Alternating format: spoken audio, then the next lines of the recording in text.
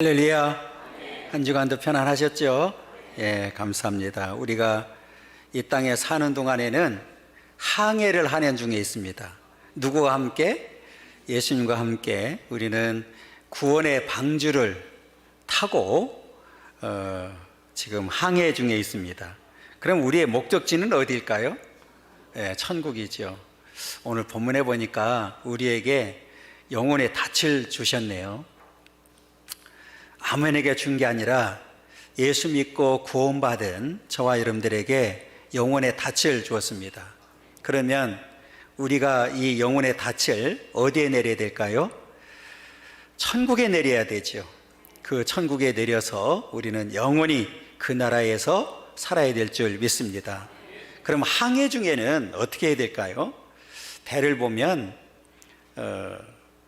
항해 중에는 닻을 반드시 올려야 됩니다. 그래야 항해를 할 수 있습니다. 그리고 이 닻은 배의 크기에 따라서 배가 작으면 닻도 작고 배가 크면 닷도 아주 크지요. 그래서 큰 배 같은 경우는 이 줄이 그냥 일반 줄이 아니라 쇠 줄로 되어 있어서 기계로 이 닻을 올리는 모습을 보게 됩니다. 사람의 힘으로는 올릴 수가 없기 때문에 그렇습니다. 이틀 닻을 이제 올리고 항해를 하게 됩니다. 앞에 제가 말씀드렸어요. 우리의 목적지는 천국이다. 우리는 이제 구원의 이 방주를 타고 지금 예수님과 함께 그 목적지를 향해서 항해를 하고 있는데, 지금 우리의 닻은 어디에 있어야 될까요? 예수님에게 있어야 되죠. 우리 닻이 어디에 있을까요? 우리 예수님에게 있어야 된다. 예수님과 함께 지금 항해를 하고 있기 때문에 그렇습니다. 그리고 예수님과 함께 항해를 다 마치게 되면 우리가 목적지에 도달해서 영원한 닻을 이제 천국에 내리고 그 나라에서 우리가 영원히 살게 된다. 오늘 본문의 내용입니다. 설교 끝. 이랬으면 얼마나 좋겠어요? 오늘 본문을 이해하려고 하면 앞에를 조금 읽어야 됩니다. 그래서 우리 9절부터 12절까지 먼저 성경을 읽어보도록 이렇게 하겠습니다. 9절부터 12절까지 읽겠습니다. 사랑하는 자들아, 우리가 이같이 말하나 너희에게는 이보다 더 좋은 것 곧 구원에 속한 것이 있음을 확신하노라. 하나님은 불의하지 아니하사 너희 행위와 그의 이름을 위하여 나타낸 사랑으로 이미 성도를 섬긴 것과 이제도 섬기고 있는 것을 잊어버리지 아니하시느니라.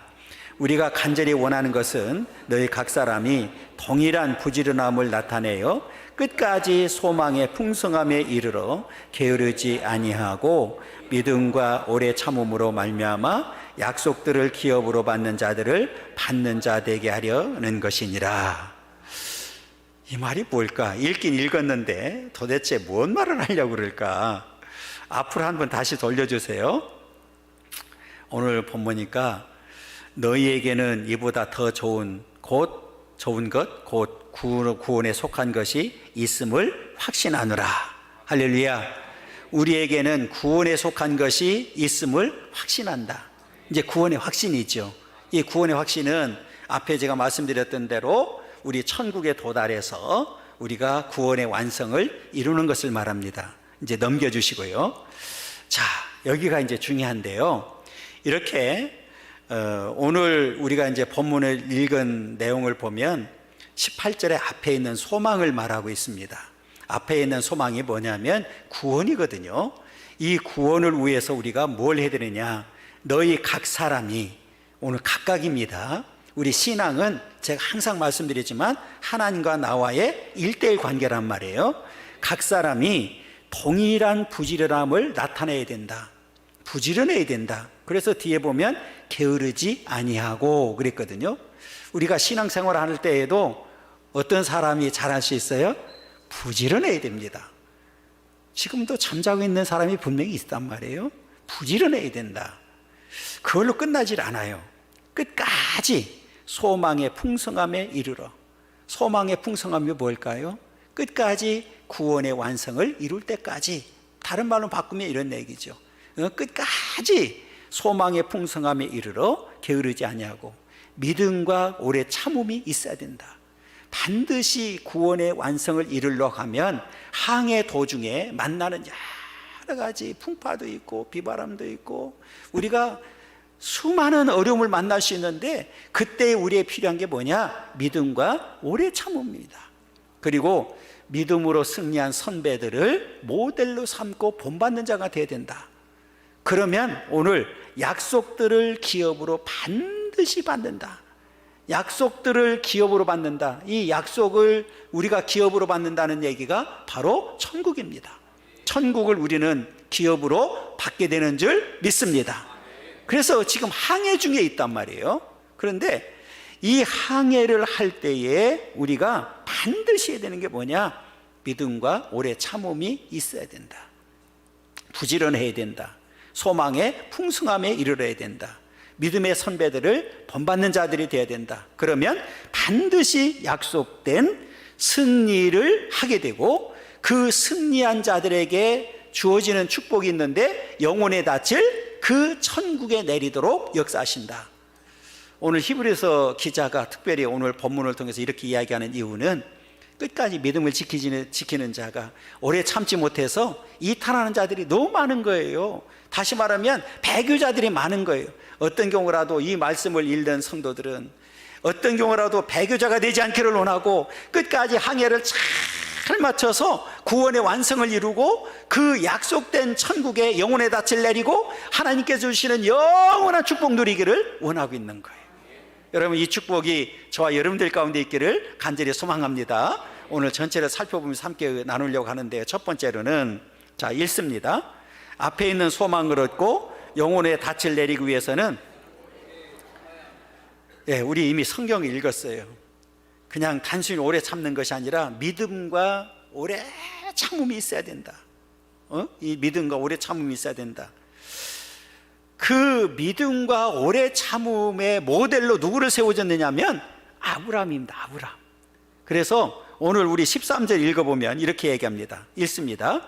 하나님이 아브라함에게 약속하실 때에 가리켜 맹세할 자가 자기보다 더 큰 이가 없으므로 자기를 가리켜 맹세하여 그랬어요.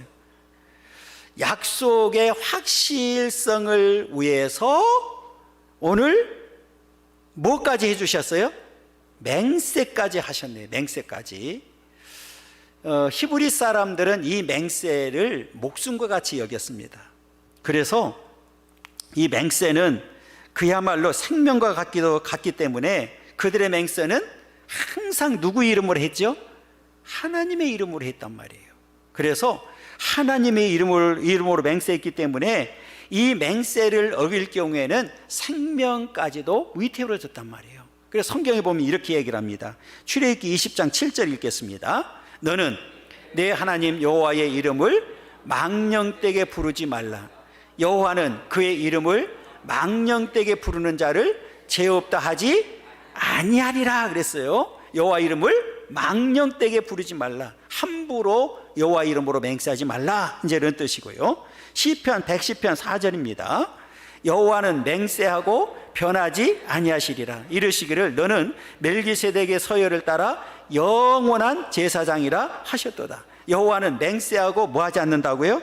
절대로 변하지 아니하신 분이시다. 사랑하는 여러분, 정말 천국에 들어가서 영원한 닻을 내리기를 원하십니까? 정말 영혼의 닻을 내리기를 원하신다고 하면 하나님과의 약속한 맹세를 반드시 지켜야 됩니다. 그러면 그 지키는 자들에게는 복을 주시겠다고 오늘 말씀을 통해서 약속해 주셨는데 그게 바로 14절입니다. 우리 읽습니다. 이르시되 내가 반드시 너에게 복 주고 복 주며 너를 번성하게 하고 번성하게 하리라 하셨더니 할렐루야. 하나님의 약속은 오직 하나님의 은총을 통해서만 이해할 수 있는데 오늘 앞에 우리가 살펴본 대로 그 약속, 믿음을 이야기하기 위해서 모델로 누구를 소개했어요? 아브라함입니다. 아브라함. 여러분, 아브라함이 특별히 이삭을 바쳤을 때 하나님께서는 이 약속을 언급하셨는데 자, 창세기 22장 16절부터 17절입니다. 이르시되 여호와께서 이르시기를 내가 나를 가리켜 맹세하노니 내가 이같이 행하여 내 아들 내 독자도 아끼지 아니하였은즉 내가 내게 큰 복을 주고 내 씨가 크게 번성하여 하늘의 별과 같고 바닷가의 모래와 같게 하리니 내 씨가 그 대적의 성문을 차지하리라 그랬어요.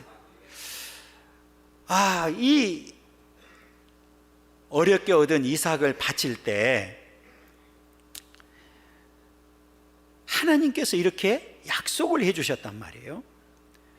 그런데 여러분, 오늘 이 22장은 아브라함이 하나님과 약속한 약속을 지키는 절정을 이야기하고 있는데, 그 전에 하나님께서는 아브라함에게 수차례 약속을 해 주셨습니다.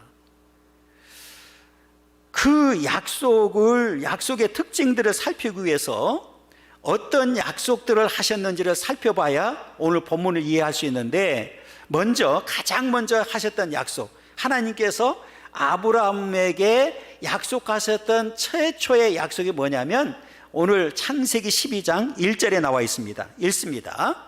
여호와께서 아브라함에게 이르시되 너는 너의 고향과 친척과 아버지의 집을 떠나 내가 내게 보여줄 땅으로 가라 그랬어요. 어느 날 갑자기 신보딸이 싸라, 그리고 고향, 친척, 아버지 집을 떠나라. 여러분, 어느 날 갑자기 이러면 얼마나 황당하겠어요. 그런데 떠날 때의 나이가 젊은 나이가 아니에요. 고령이었습니다. 그때 나이가 몇 살이냐면 75세입니다.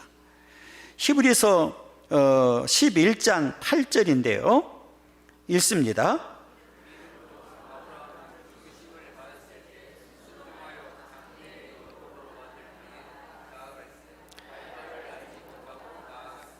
갈 바를 알지 못하고 떠났어요. 그죠? 어디 가라고 하는 목적지도 알려주지 아니하고 떠나라고 했을 때 무조건 떠났어요. 그리고 앞에 말씀드렸던 대로 떠날 때의 나이가 몇 살이라고요? 75살인데 창세기 12장 4절에 나와 있습니다. 읽습니다. 이에 아브라함이 여호와의 말씀을 따라갔고 롯도 그와 함께 갔으며 아브라함이 하란을 떠날 때에 75세였습니다. 고령의 나이에 그것도 떠나라고 얘기를 해요.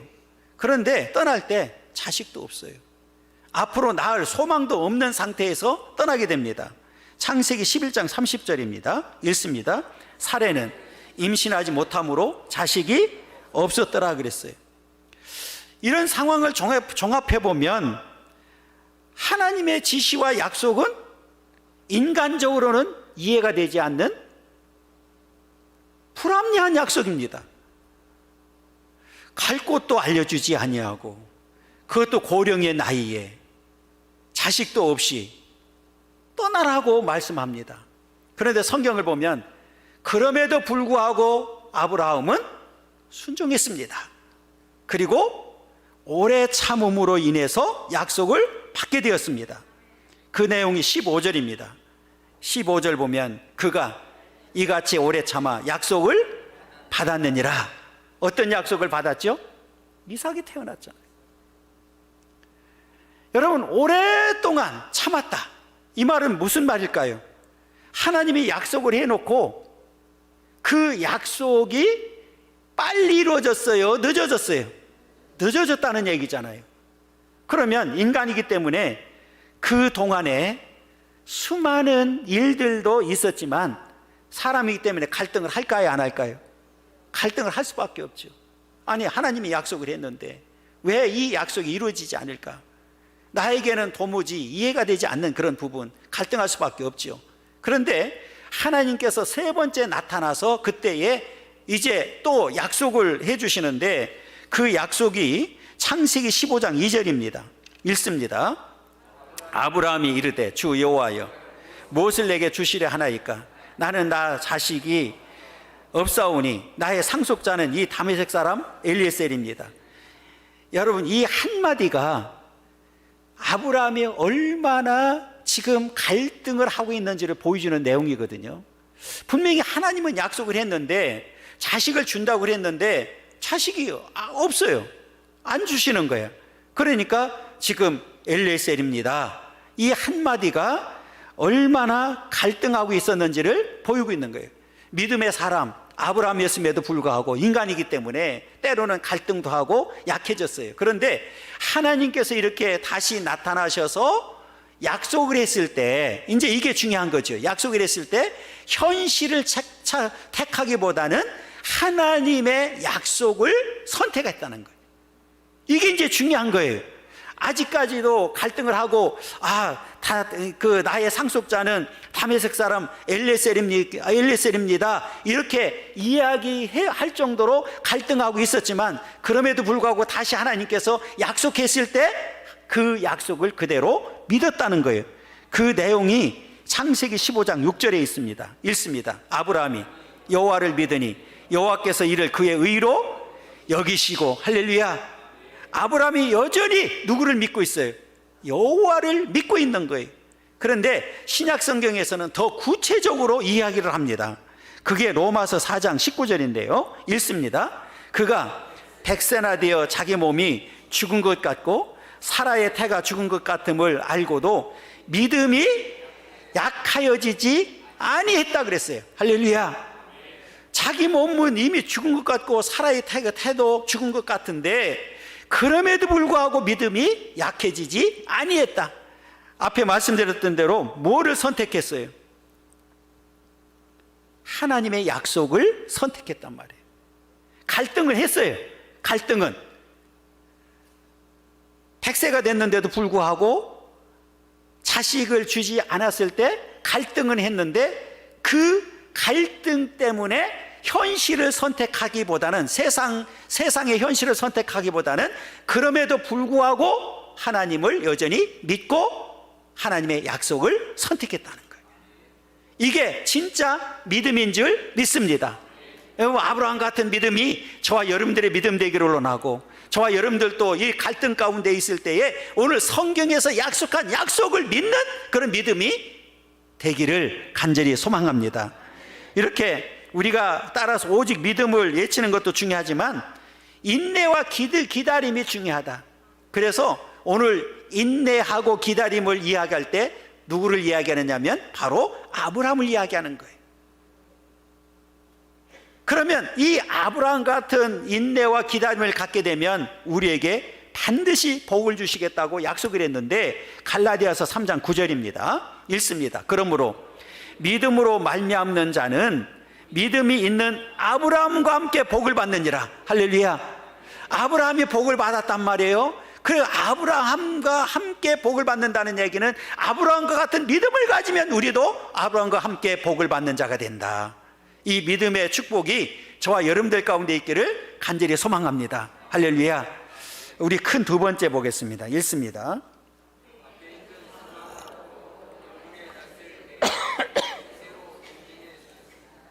예, 앞에 있는 소망을 얻고 영혼의 닻을 내리도록 맹세로 보증해 주셨습니다.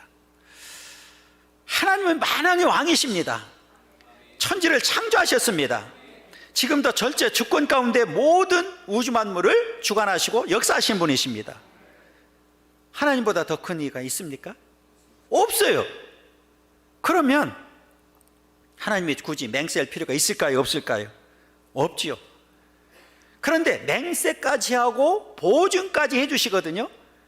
그러면 오늘 맹세하고 보증은 누구를 위해서? 우리 연약한 저와 여러분들을 위해서, 우리 인간들을 위해서 보증하시고 맹세까지 하신 줄 믿습니다. 그게 바로 16절인데요 자, 읽습니다. 사람들은 자기보다 더 큰 자를 가리켜 맹세하나니 맹세는 그들이 다투는 모든 일의 최후 확정이니라. 자기보다 더 큰 자를 가리켜 맹세한다. 앞에 유대인들은 누구 이름으로 맹세한다고 그랬어요? 세상에서 가장 큰 하나님의 이름으로 맹세한다고 그랬잖아요. 그런데 하나님은 맹세할 이유가 없어요. 그럼에도 불구하고 맹세한대요. 그런데 맹세만 하는 것이 아니라 보증까지 해주신다니까요. 그게 바로 17절인데 자, 읽습니다. 하나님은 약속을 기업으로 받는 자들에게 그 뜻이 변하지 아니함을 충분히 나타내시려고 그 일을 맹세로 보증하셨나니 그랬어요. 할렐루야. 맹세하지 않아도 되는 하나님이 맹세뿐만 아니라 보증까지 해주셨다. 자, 여기서 보면 하나님은 약속을 기업으로 받는 자들에게, 약속을 기업으로 받는 자들이 누굽니까? 바로 예수 그리스도를 믿고 구원받은 백성들, 바로 저와 여러분들을 말합니다. 이렇게 약속을 기업으로 받는 저와 여러분들에게 그 뜻이 변하지 아니함을 충분히 나타내시려고, 그 뜻이 변하지 아니한다, 불변성을 말하는 거죠. 여러분, 하나님이 약속한 약속이 변합니까? 안 변합니까? 절대로 변하지 않는다는 사실을 말씀하시기 위해서 그 일을 맹세로 보증해 주셨다. 여러분, 이 맹세로 보증했다는 단어를 보니까 맹세를 사용하여 자기 자신을 보증으로 저당 잡히셨다 이렇게 되어 있어요. 여러분, 하나님의 뜻은 아무도 움직일 수 없도록 고정되어 있습니다. 다시 말하면 변함이 없으시다 그 말이에요. 왜? 성경에서 분명히 그렇게 말씀하시니까. 민수기 23장 19절입니다. 읽습니다. 하나님은 사람이 아니시니 거짓말을 하지 않으시고 인생이 아니시니 후회가 없으시도다. 어찌 그 말씀하신 바를 행하지 않으시며 하신 말씀을 실행하지 않으시랴 그랬어요. 할렐루야. 하나님은 사람이 아니, 인생이 아니기 때문에 거짓말도 후회도 없으십니다. 말씀하신 바를 반드시 이루시는 분이 우리가 믿는 약속의 하나님인 줄 믿습니다. 더 나아가서 야고보서 1장 17절에서 이렇게 이야기합니다. 읽습니다. 온갖 좋은 은사와 온전한 선물이 다 위로부터 빛들의 아버지께로부터 내려오나니 그는 변함도 없으시고 희전하는 그림자도 없으시니다. 그는 절대로 변함이 없으신 분이시다. 할렐루야. 여러분, 이 사실을 믿습니까? 이렇게 하나님께서는 그 확실성을 보여주시기 위해서 맹세하시고 보증까지 하셨습니다. 참 놀랍지 않습니까? 여러분, 그걸로 끝나질 않았어요. 19절에 보면 이렇게 이야기하면, 18절에 보면 읽습니다. 이는 하나님이 거짓말을 하실 수 없는 이 두 가지 변하지 못할 사실로 말미암아 앞에 있는 소망을 얻으려고 피난처를 찾은 우리에게 큰 안위를 받게 하려 하심이라. 이 두 가지 사실이 뭘까요? 하나님의 약속과 그 약속에 대한 맹세와 보증입니다. 절대로 변하지 않는. 그래서 우리는 앞에 있는 소망을 얻게 되는데, 앞에 있는 소망이 뭡니까? 구원이죠. 구원. 앞에 있는 소망은, 우리가 원하는 앞에 있는 소망은 구원입니다. 반드시 구원을 얻게 되고 우리를 안위로 여기까지 인도해 주셨습니다. 앞으로도 우리가 하나님께 피하게 되면 그 안위를 통해서 우리를 인도해 주시고 마지막까지 승리하도록 역사하실 줄 믿습니다. 여러분, 이렇게 세상의 소망은 다 주관적이에요. 그런데 우리의 소망은 객관적이고 성경에 근거한 소망이기 때문에 반드시 이루어지는 줄 믿습니다. 이 확신하는 믿음을 가지고 우리는 날마다 항해를 잘 하는 자들이 되어야 돼요. 하나님께서 앞에 있는 소망을 얻고 영혼의 닻을 내리기 위해서 우리에게 맹세도 해주셨고 보증까지 해주셨다. 그럼 우리는 그 약속을 믿고 믿음으로 나아가기만 하면 반드시 예수 그리스도 이름으로 예수 그리스도 안에서 승리하게 될 줄 믿습니다. 이 소망이 저와 여러분들의 소망 되기를 원하고, 이 믿음이 저와 여러분들의 믿음 되기를 원하고, 오늘 아브라함이 승리했던 사실처럼 승리하는 삶이 되기를 간절히 소망합니다. 우리 큰 세 번째로는 읽습니다. 앞에 있는 소망은 바로 천국에 들어가서 영혼의 닻을 내리는 일입니다. 할렐루야. 이거 하나 만들어내는데도 한참 걸렸어요. 썼다 지웠다, 지웠다 썼다. 어떻게 하면 깔끔하게 이게 말이 될까? 앞에 있는 소망은 바로 천국이다. 천국. 앞에 말씀드렸던 대로 앞에 있는 소망은 바로 뭐라고요? 천국이에요. 우리가 지금 예수와 함께 항해를 하고 있는데 항해의 목적지는 어디라고요? 천국입니다. 천국. 그래서 우리의 천국에 도달해서 영혼의 닻을 내리게 되면 우리는 그 닻이 오늘 본문에 나와 있는 대로 아주 튼튼하고 견고해서 그 닻을 내리는 순간에 그 순간부터 영원히 그 나라에서 살게 되는 줄 믿습니다. 이것 때문에 우리가 항해를 하고 있는 거예요. 배를 타고 구원의 방주를 타고 지금 예수님과 함께 부지런히 항해 중에 있는 거예요. 19절이거든요. 읽습니다. 우리가 이 소망을 가지고 있는 것은 영혼의 닷 같아서 튼튼하고 견고하여 희정 안에 들어가나니. 할렐루야. 우리가 이 소망을 가지고 있는 거예요. 이 소망이 뭡니까? 구원의 소망, 앞에 있는 소망, 천국.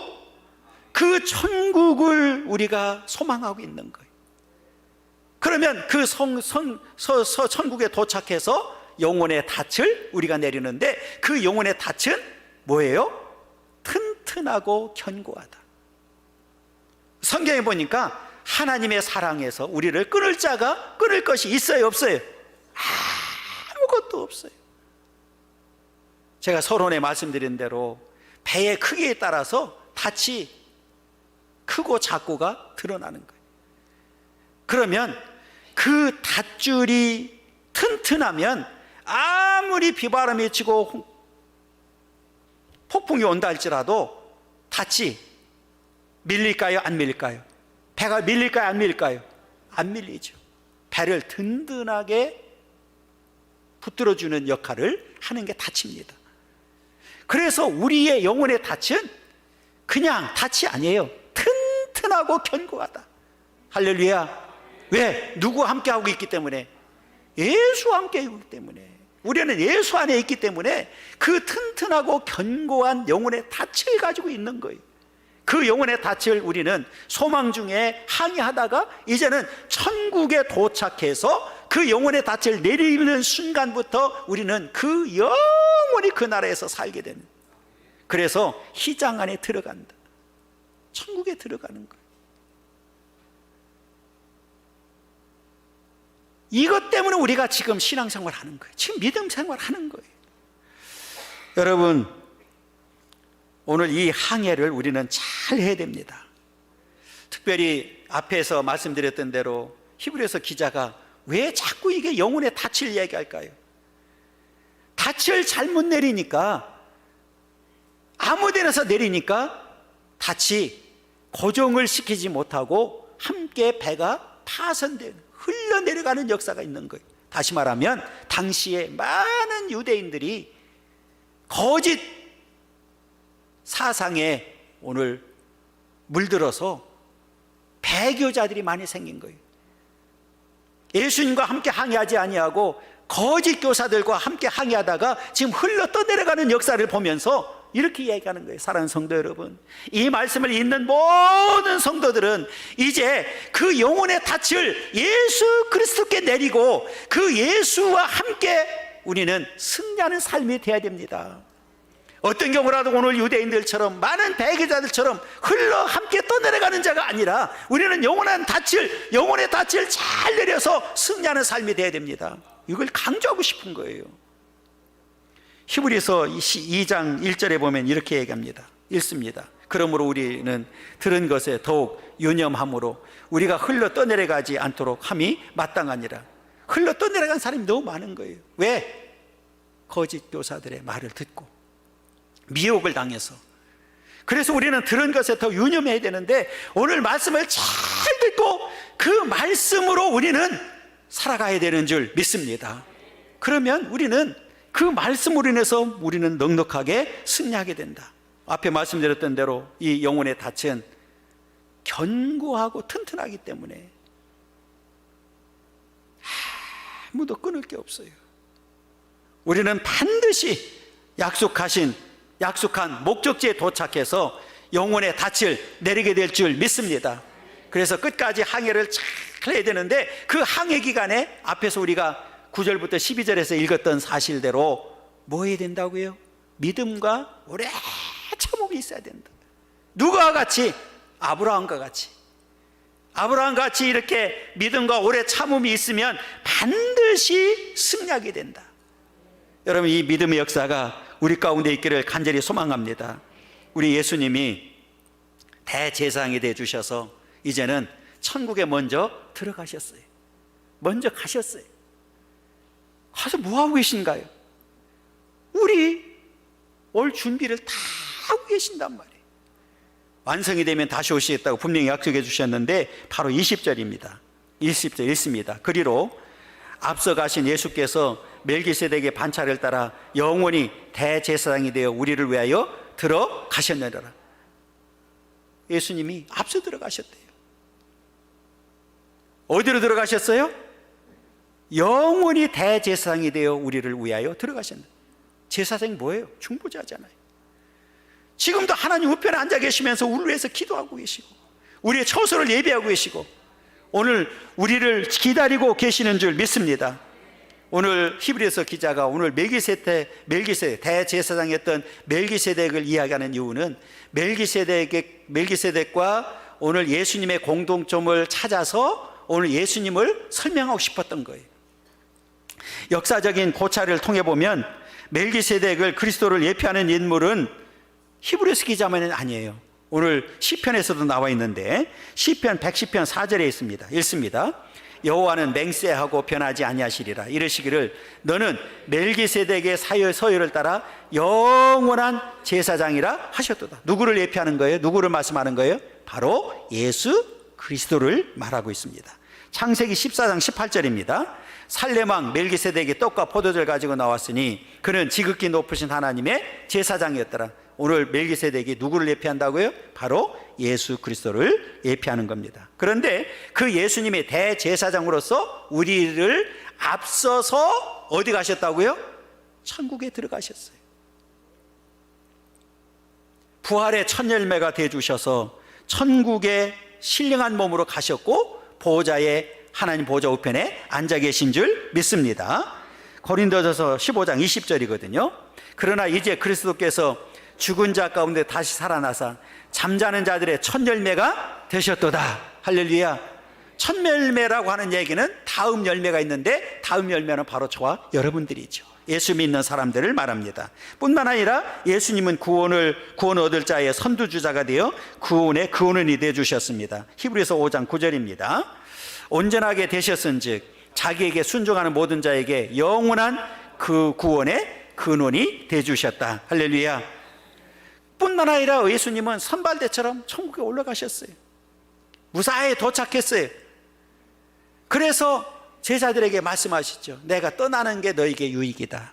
내가 떠나면 너희들에게 반드시 보혜사를 보내주겠다고 약속했습니다. 여러분, 약속대로 보혜사 성령이 이 땅에 왔어요? 안 왔어요? 오셨어요. 그러면 그 얘기는 바로 예수님이 약속한 대로 천국에 무사히 도착해서 오늘 우리에게 약속한 성령을 보내주셨다는 내용이죠. 자, 그 내용이 요한복음 16장 7절에 있습니다. 읽습니다. 그러나 내가 너희에게 실상을 말하노니 내가 떠나는 것이 너희에게 유익이라. 내가 떠나가지 아니하면 보혜사가 너희에게로 오시지 아니할 것이요 가면 내가 그를 너희에게 보내리니. 할렐루야. 가셨어요. 그리고 보혜사를 약속대로 보내주셔서 지금 성령이 저와 여러분들을 인도하고 계시는 줄 믿습니다. 그렇다면 여러분, 예수님께서 천국으로 먼저 들어가신 이후에 어떤 일이 일어났습니까? 첫째는 하늘에서는 우리를 맞이하기 위한 거대한 천국잔치가 준비되어 있습니다. 요한복음 14장 3절입니다. 가서 너희를 위하여 거처를 예비하면 내가 다시 와서 너희를 내게로 영접하여 나 있는 곳에 너희도 있게 하리라 그랬어요. 나 있는 곳이 어디입니까? 천국이잖아요. 천국. 요한계시록 21장 2절입니다. 내가 또 내가 봄에 거룩한 성 새 예루살렘이 하나님께로부터 하늘에서 내려오니 그 준비한 것이 신부가 남편을 위하여 단장한 것 같더라. 새 예루살렘이 저와 여러분들을 기다리고 있는 줄 믿습니다. 둘째는 뭘까요? 이 땅에서는 이러한 천국 잔치를 알리기 위한 거대한 홍보 운동이 일어납니다. 홍보 운동이 뭘까요? 바로 복음 전도 운동입니다. 여러분, 우리가 이 땅에 사는 동안에 이렇게 우리는 끊임없이 복음을 전해서 많은 영혼들을 살리는 게 저와 여러분들에게 주어진 사명이요 목적인 줄 믿습니다. 먼저 구원받은 백성으로서 이제 복음 전동에 앞장서는 삶을 살아야 되는 이유가 바로 여기 있습니다. 이렇게 때가 되면, 이제 완성이 되면 주님이 다시 오시겠다고 약속했는데 그 속히 오실 주님을 우리는 기다리는 삶을 살아야 됩니다. 뭘 가지고 기다려야 될까요? 믿음으로 기다리는 거예요. 믿음으로. 그냥 기다리는 것이 아니라 믿음으로 기다려야 됩니다. 그러면 이 땅에서 믿음으로 그날을 기다리는 우리는 무엇을 어떻게 해야 되느냐? 하나는 천국에서 있을 파티를 위해 예비복을 준비하고 스스로 단정해야 된다. 둘째는 부지런히 복음을 전해야 된다. 셋째는 앞에 있는 소망과 영혼의 닻을 위해서 믿음과 오래 참음으로 기다려야 된다. 이게 오늘 저와 여러분들이 이 땅에서 해야 되는 일인 줄 믿습니다. 여러분, 이제 저와 여러분들이 예수를 믿어서 구원받았습니다. 그랬더니 우리에게 영혼의 닻을 주셨어요. 그 영혼의 닻을 이제는 예수 그리스도에게 내려서 예수 그리스도와 함께 구원의 방주를 타고 지금 항해 중에 있습니다. 열심히 달려가고 있습니다. 항해하다 보니까 때로는 아픔도 있고 슬픔도 있고 고난도 있고 고통도 있고 괴로움도 있고 여러 가지 풍파가 있지만 오늘 그 예수 그리스도의 구원의 방주는 절대로 파산하는 일이 없어요. 그래서 안전하게 항해를 잘 하게 되고 궁극적으로는 우리가 목적하는 이 천국의 앞에 있는 소망, 곧 천국에 도달해서 영혼의 닻을 내리게 되고 그 나라에서 우리는 영원히 살게 되는 줄 믿습니다. 여러분, 그 나라를 소망하면서 마지막까지 끝까지 믿음과 오래 참음으로 승리하는 삶이 되기를 간절히 소망합니다.